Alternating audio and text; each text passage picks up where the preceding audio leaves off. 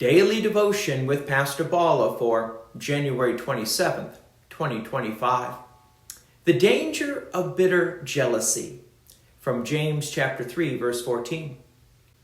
But if you have bitter jealousy and selfish ambition in your hearts, do not boast and be false to the truth. James warns us of two destructive forces that can take root in the heart: bitter jealousy and selfish ambition.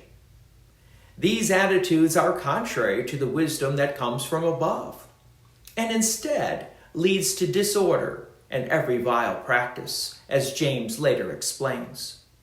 Unlike godly wisdom, which is pure, peaceable, and full of mercy, these sinful desires cause division, strife, and dishonor to God's truth. Jealousy, at its core, is a dissatisfaction with what God has given. It looks at others and says, "I deserve that," instead, rather than trusting in the Lord's provision and rejoicing in His blessings. Jealousy stirs up resentment and covetousness. This is not a small issue. Cain was jealous of Abel, leading him to commit the first murder.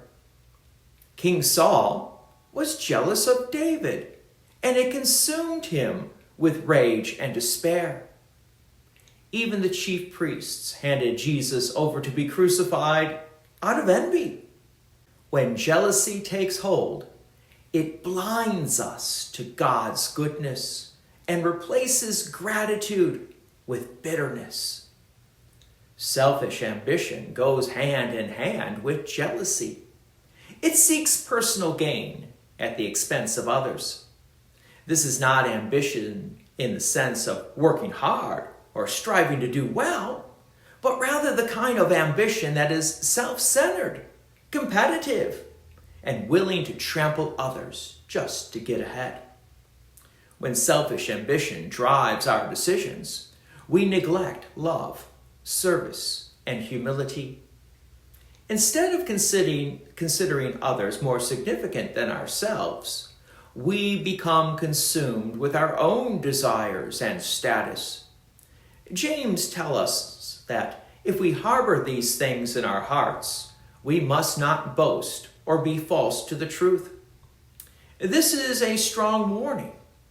Those who claim to walk in the truth of God's wisdom while secretly harboring jealousy and selfish ambition are deceiving themselves.